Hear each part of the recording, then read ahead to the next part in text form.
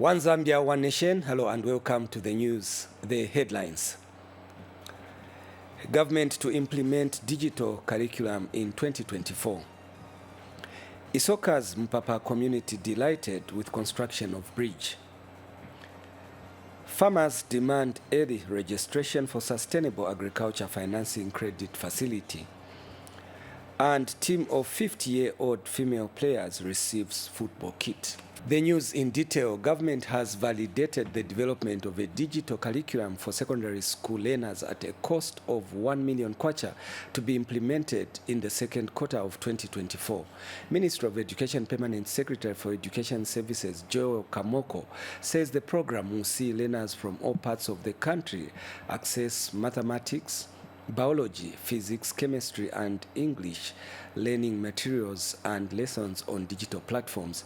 The Permanent Secretary was speaking when he graced the update of the digital curriculum content development project in Kabwe Central Province. More in this report.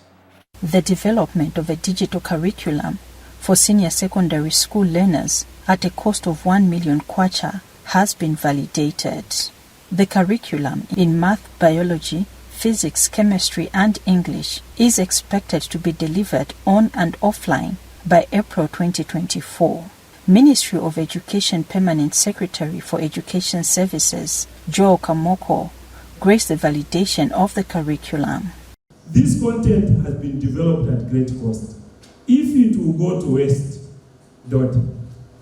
you and me, there will be no peace.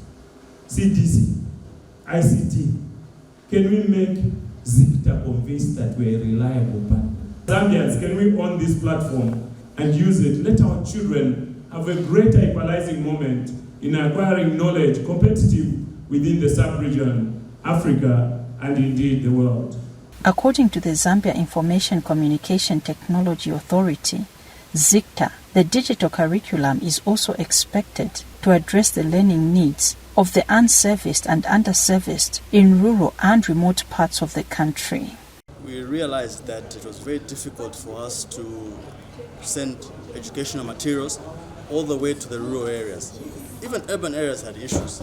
So to add to the project that we've been running over the years, where we've been buying and donating computers to schools, primary and secondary, throughout the country, we realized that they missed a very critical component, which is education. Abigail Mwape is Digital Curriculum Content Development Project Manager. It is aimed at changing the pedagogy in the country. We're developing digital curriculum content for senior secondary school. Our vision on this project is to ensure that everybody has access to learning. We realize the shortage of teachers in the country. Much as we have tried to employ at least 30,000 teachers, there are pupils in the very rural areas, the remotest parts of the country, where they don't have the same access that the students in town do. The project is intended to fill the learning gaps which come with poor access to education services, in line with the country's sustainable development goals and Vision 2030. Shupekile Nkonika for Zanis in Kabwe. Minister of Information and Media Cornelius Mwetwa says the country's economic democratic dispensation is intact, as demonstrated by governments continuing to enact a number of laws to provide equitable democratic space for all players. Mr. Mwetwa, who is chief government spokesperson, has refuted assertions by some sections of society, alleging that the UPND administration is shrinking the democratic space in the country. Mr. Mwetwa was speaking at a press briefing in Choma. Liseli Simusole now gives us details in this report. Some statements have been issued, taking center stage on social media on alleged shrinking democratic space in the country. And this could be misleading not only to the citizens, but to the international community as well. Today, Chief Government Spokesperson Cornelius Mwetwa, at a press briefing held in Choma, has clarified on the matter. To say there is shrinking democratic space in Zambia is clearly, patently, and manifestly mischievous and malicious. The government, therefore, takes this with seriousness that we are now confronted with enemies of progress, masquerading as civil society, continuing to claim shrinking democratic space in Zambia is quite pretentious and highly hypocritical when you look at where this country has come from. The chief government spokesperson further underscored the positive strides government has recorded to foster the country's democracy. Today, the president has repealed the law relating to defamation of the president and also has assented to the Access to Information Bill, which is now law, which has widened further the democratic space in Zambia, the precincts within which citizens freely participate in engaging their government. This is the Zambia that the president envisaged. Mr. Mwetwa also responded to the press statement issued by former President Edgar Lungu, reacting on how President Hichilema has handled the resignation of former Foreign Affairs Minister Stanley Kakubo. Former President Edgar Chagwa would do better to be honest to himself and know that successive presidents, whenever a minister or any other senior government official has been fired or resigned, it is standard for the president to thank such a citizen for their service to country. There is nothing anomalous by President HH thanking the service of Honorable Kakubo to his country. This said is Semusole reporting in Choma District, Southern Province. Meanwhile, various stakeholders have commended President Hakainde Hichilema and his administration for signing into law the Access to Information Bill. Panos Institute of Southern Africa Programs Officer Nyambe Jere observes that the Access to Information law will enable Zambians hold public and private institutions accountable. Sande Walia has more in this report. The signing of the long-awaited Access to Information Bill number 24 into law by President Hakainde Hichilema has excited various stakeholders in the country. Panos Institute of Southern Africa Programs Officer Nyambe Jere has commended President Hakainde Hichilema for making history by assenting to the long-awaited Access to Information Bill. So when we talk about a democratic country like Zambia, it promotes the good tenets of democracy, which include transparency, accountability, and citizens also play their role in a democratic society. So we know that democracy is the rule of the people, for the people, and by the people. And once people have this right to access information, they are able to provide adequate checks and balances on the government as well as on private bodies that are carrying out public function. And Internews Network Zambia senior media lawyer John Kadani has described the historical signing of the bill as progressive. Yeah, kudos to the New Dawn administration for having taken a bold step to enact the historic Access to Information law. You understand that this bill has been on the tables of Parliament from 2002 when it was withdrawn at second reading on the misconception that the Access to Information law was a media law. The politicians then, they feared that this would be a powerful tool in the hands of the journalists who would be able to ask about the private affairs or private lives of the politicians. And premised on that, the bill was withdrawn on the premise that the politicians who are responsible for making our laws, that they needed to do further consultations. You will note that from 2002 to 2023, that is a total of 21 years. So successive governments came, promised, but they failed to enact this vital human rights piece of legislation. For Jesuit Center for Theological Reflection Executive Director Alex Muyeva, who was also Access to Information Bill Coalition Chairperson, welcomed the progressive step by the President. To begin with, just to mention that it's the first time that we have the Access to Information law in Zambia, and I think that in itself is quite a huge milestone. I think we've stated elsewhere that Zambia then joins the League of Nations that have Access to Information law, and that in itself is a huge achievement. Information and Media Permanent Secretary Tabo Kawana, who witnessed the signing of the document, described the move as a major milestone in the history of Zambia. We are very aware, especially on behalf of the citizens of Zambia, that you have been advocating for the access to information bill to be signed into law, and the President promised that as soon as it is brought before him, he will assent to it and sign. And as announced earlier, we are now witnessing a historical event where His Excellency the President is signing the ATI into law. For Zanis in Lusaka, I am Sunday Warrior. In health news, government has flagged off the 2023-2024 7th Zambia Demographic and Health Survey. Speaking during the flagging off ceremony, Minister of Health Sylvia Masebo says the survey will be conducted in all the 10 provinces within the next 5 months. Muna Chwende now gives us the details. The Demographic and Health Survey DHS project is designed to produce accurate and timely information on population, health, nutrition in developing countries.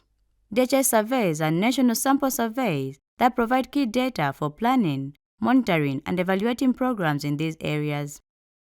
It is for this reason that government has flagged off the 2023-2024 7th Zambia Demographic and Health Survey, ZDHS.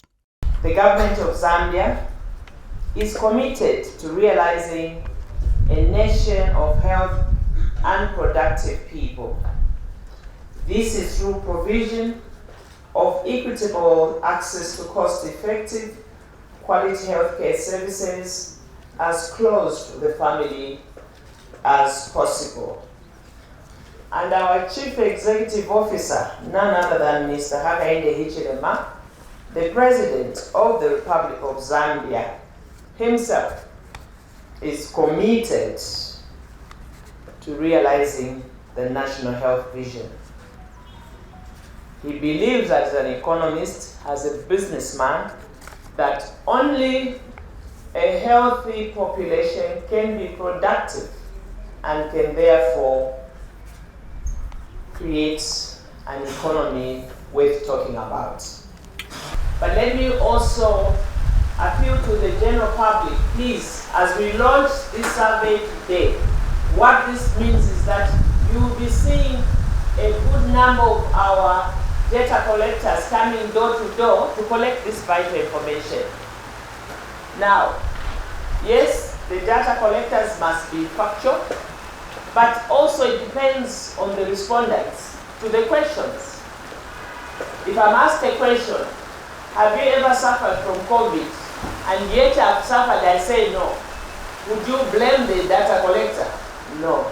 It takes two to tango in this regard, that for the data to be correct and accurate, and for the government to come up with accurate policies that will help the public themselves, the people of Zambia who will be questioned, must help their own government for their own good by giving factual answers. And Zambia Statistical Agency, ZAMSTAT, Statistician General, who is also Vice Chairperson for the ZDHS Steering Committee, explained how the survey will be conducted. From all the 10 provinces, and that is basically important for issue of culture, terrain, language, and so on and so forth. 22 teams have been constituted and are being deployed to all the 10 provinces for the survey. Data collection will be undertaken in all the 116 districts.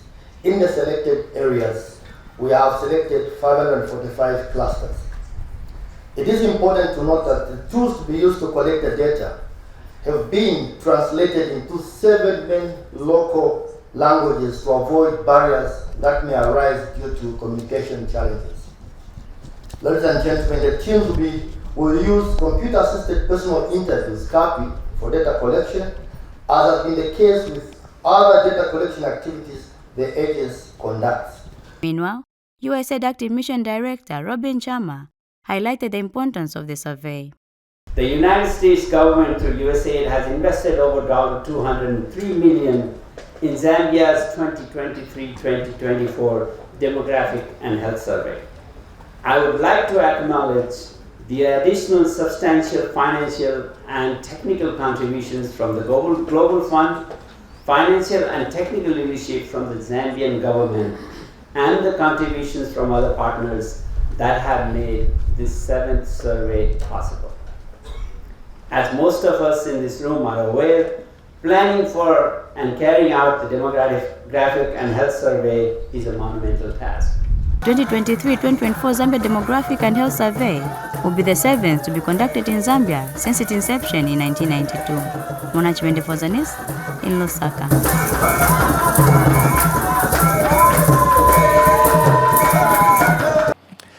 Still on health matters, Central Province Permanent Secretary Milna Mwanakampwe has handed over a utility motor vehicle to the Zambia National Blood Transfusion Service donated by the World Bank. Mr. Mwanakampwe observed that the mandate of the blood transfusion requires investment in critical essential equipment and outreach vehicles. Here's a report.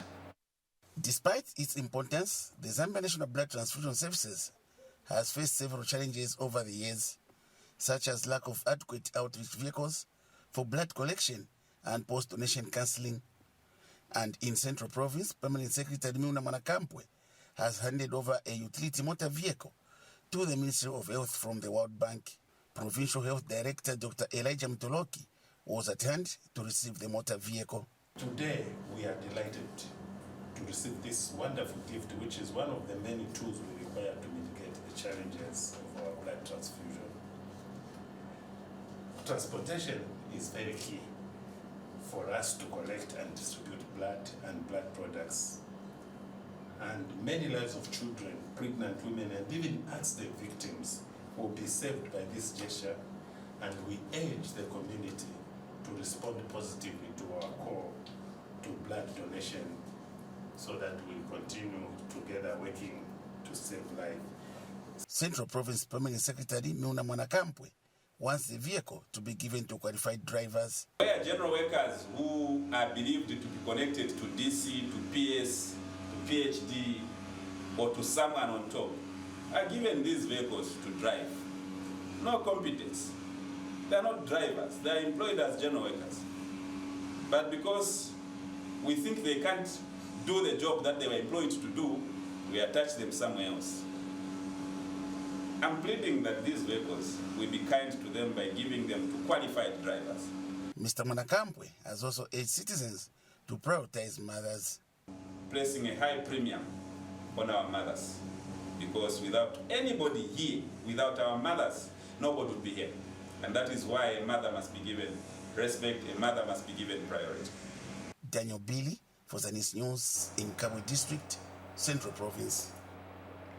We now take our first break, and when we come back, Isoka's Mpapa community delighted with the construction of Kasongwe Bridge. Stay tuned.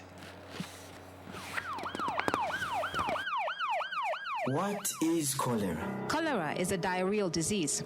A person with cholera will have severe diarrhea and vomiting. The stool will be watery, like rice water. The patient will become dehydrated due to loss of body fluids. The patient may die within 12 hours if he or she does not get proper medical treatment. How can one get cholera? Drinking untreated or contaminated water, eating foods with contaminated, dirty hands, or using utensils washed with untreated water, eating uncovered foods that has been exposed to flies, eating cold or leftover foods that have not been properly stored, eating food sold on the streets, eating fruits and vegetables that have not been washed. How can we prevent cholera? Treat your drinking water by boiling or using chlorine. Do not eat foods from the streets. Wash your hands with soap and treated water after using the toilet. Heat food before eating it. Cover all food to keep away flies. Use the toilet always. Avoid using containers or plastic bags for the disposal of fecal matter. Make sure all feces are disposed of in the toilet. Keep the toilet clean and covered. This message is brought to you by the Ministry of Health in conjunction with the Zambian National Public Health Institute. The news continues. Residents of Mpapa community in Isoka district in Mchinga province have commended government for financing the construction of a bridge on the Kasongwe River using the Constituency Development Fund CDF. Some residents spoken to by Zanis say the construction of the bridge will promote socio-economic development in the area. Angel Ho now gives us the rest of the story. Isoka in Muchinga province is among the districts whose people's livelihoods have been transformed and impacted by the Enhanced Constituency Development Fund. For years, the people of Mupapa community have lived without a bridge, which made it difficult for locals to cross whenever the river was flooded. This disrupted the way of life for the local people. Tawali bridge umalani wa isula takulu kwabuka nomba ukupita munanga ne mubteku batafishako bridge. A bridge has been constructed using CDF at a cost of over 600,000 kwacha, to the delight of the people of Mupapa. Tuletotera sana ubuteko okutuperako ibridge okupitira muri CDF. The CDF has also helped cooperatives such as Isoka Engineering Youth to grow their carpentry business and acquire modern carpentry tools after they received 15,000 kwacha CDF Empowerment Fund. 2000 twashirishitaka mashini akakula kushira pauti fintifireterera kasanda. Then yo yashire shala eyo twashirishitamo material. After twashitire material twakwete shughuli ya kupanga kuifibi na babedi. Muri yo twafumisheni dalama twashire kwatira ko profit of 4,000. The Constituency Development Fund is at the center of creating job opportunities in communities where it is being used prudently, thereby transforming the living standards of beneficiaries. Apa nalanda nainga fwa sana kupitira kwa kwewati mumpanga balemfaira sana ingombe shakwewati limo ni shop fekulera ngati ileva panono business ukuba kwena yalinga fwa nengombe nalishitako na shimbi mumpanga. For Zanis, in Isoka, Angel Hall. We now go to Northwestern Province, where Solwezi East Member of Parliament Alex Katakwa has called for partnership with Solwezi Central Constituency to have the Mtanda Bridge that connects the two constituencies to be rehabilitated. The bridge, which currently has logs as its main passage, is slowly wearing out, leaving motorists and pedestrians with challenges of crossing through. Speaking when he passed through the bridge on his way to his constituency, Dr. Katakwe said there is need to rehabilitate the bridge to ease movement of people and goods from Mujimanzovu Kingdom to Chiefdom to Solwezi. He added that the bridge should be worked on as soon as possible by utilizing CDF resources from both constituencies in the coming year.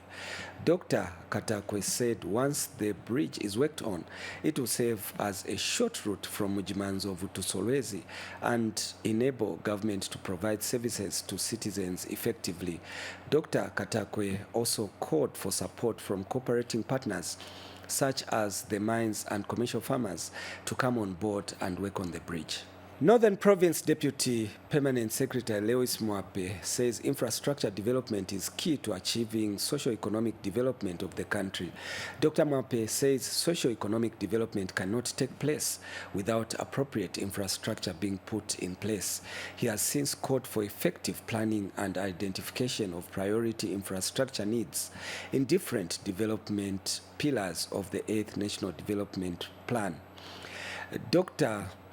Mwape said this is important in ensuring that the limited resources are placed where there is greater need. He also emphasized the need to procure infrastructure in accordance with the standards and specifications of the guiding principles of procurement. The Deputy Permanent Secretary said this when he officiated at the Provincial Consultative Meeting for the National Infrastructure Master Plan Development in Kasama. And Principal Planner in the Ministry of Infrastructure and Urban Development, Trust Hamaleka, says the development of the National Infrastructure Master Plan aims to address the uncoordinated procurement and implementation of infrastructure projects. Dr. Hamaleka says the lack of planning was leading to duplication and wastage of resources, among others. The new Dawn administration of His Excellency Mr. Hakainde Hichilema, the President of the Republic of Zambia, places great importance on the infrastructure development because it forms foundation of our socio-economic development agenda. So time and again, the president has been talking about improved infrastructure to ensure that we are able to provide services to our people. And the focus of our government, again, when you look at the 8th National Development Plan, are in 4 pillars. And one of the pillars is to deal with the economic transformation. The implication of having the National Infrastructure Master Plan is that going forward, you are not going to procure infrastructure projects that is not contained in the National Infrastructure Policy. That's a way of trying to actually have a coordinated way of implementing projects. And to control in terms of to prevent over-procuring. Agriculture Technical Profession Union of Zambia, ATPUZ, has commended government for releasing 50 million kwacha towards combating 4 armyworms in the country. ATPUZ General Secretary Geston Ponde says the money will go a long way in protecting crops from being damaged by armyworms. Mr. Ponde said the early intervention by government will help farmers record a better harvest next year that can help reduce poverty in the country. He cautioned officers who will be handling the money meant to combat armyworms to use the resources for the intended purpose in order for government to improve the agriculture sector countrywide. Mr. Ponde appealed to government to provide enough personal protective equipment to the officers who will be handling the chemicals to prevent extension workers from being affected by chemicals. He pointed out that provincial extension officers are expected to be on the ground to sensitize farmers on 4 armyworms and other related issues that might affect crop yields. Mr. Ponde urged extension officers to also monitor farmers on how they are utilizing the inputs they received from government and ensure that farmers are not selling inputs. The Ministry of Finance and National Planning announced the release of 50 million kwacha to the Ministry of Agriculture to go towards combating 4 armyworms in the country. Through the Ministry of Agriculture, we appreciate so much that this amount of money, the 50 million kwacha, has been released to ensure that they combat the outbreak of the 4 armyworm in an event that it comes out. This is the time we say officers have to be really on the ground, because this is a critical time when the farmers really need the extension services. The message to the farmers, in an event that they see any sign of the pest outbreak, they should quickly inform the camp extension officers in their areas of operation, so that they can also quickly inform the district staff. We now take another break, but we have more stories on the other side. Stay tuned. What is cholera? Cholera is a diarrheal disease. A person with cholera will have severe diarrhea and vomiting. The stool will be watery, like rice water. The patient will become dehydrated due to loss of body fluids. The patient may die within 12 hours if he or she does not get proper medical treatment.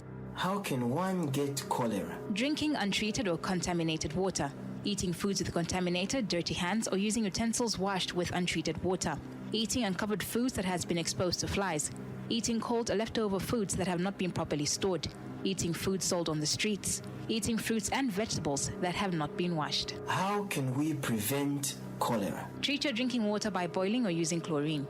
Do not eat foods from the streets. Wash your hands with soap and treated water after using the toilet. Heat food before eating it. Cover all food to keep away flies. Use the toilet always. Avoid using containers or plastic bags for the disposal of fecal matter. Make sure all feces are disposed of in the toilet.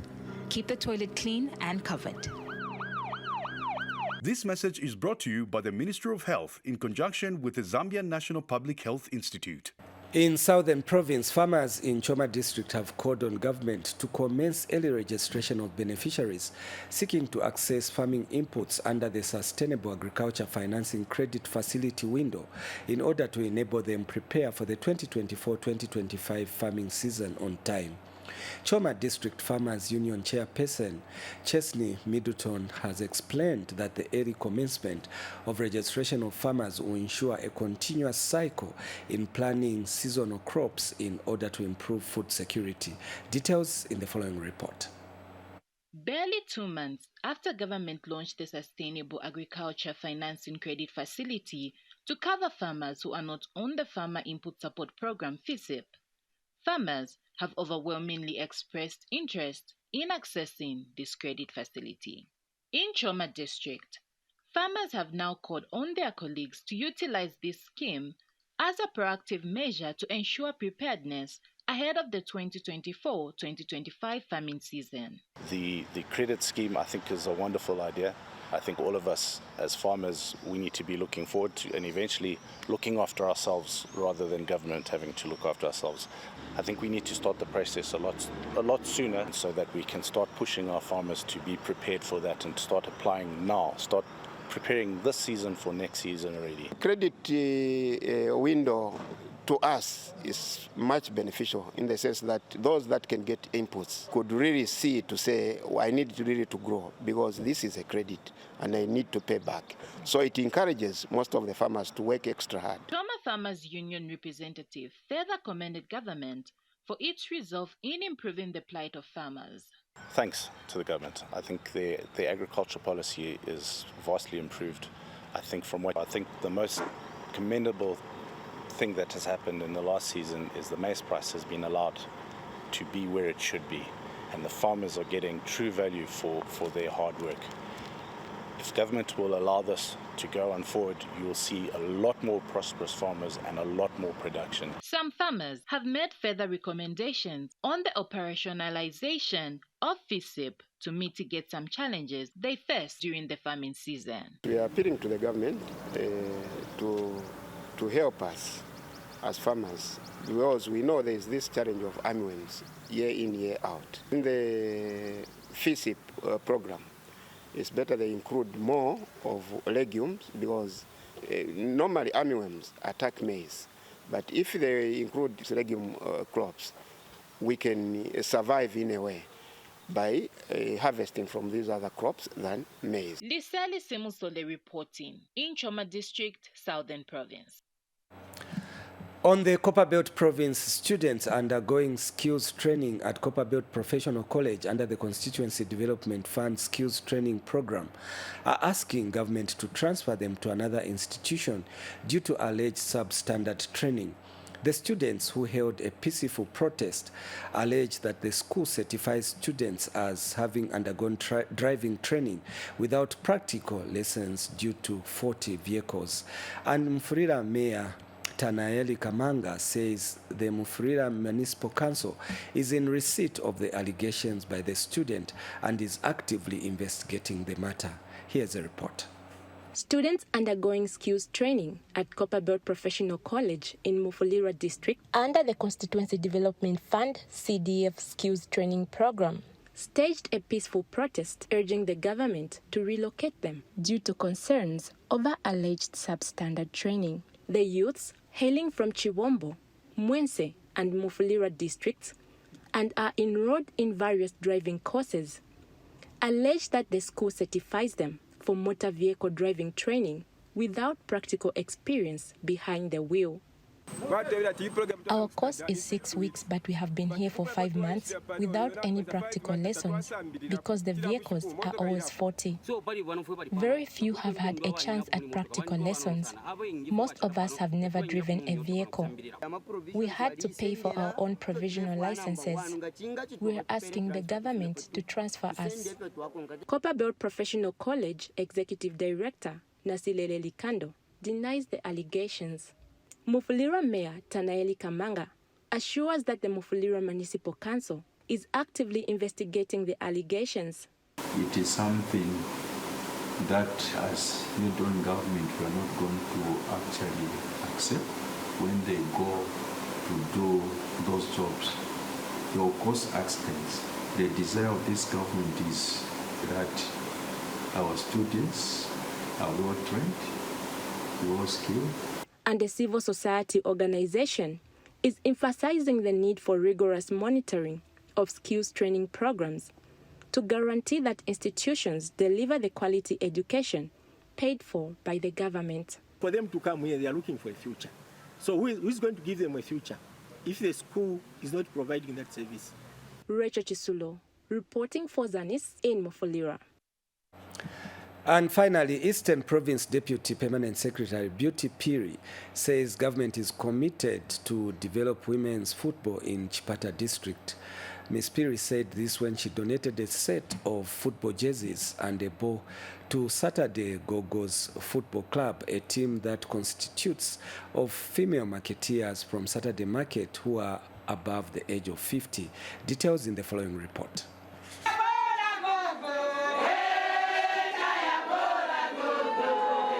Football is a sport that requires the youthful to be able to compete.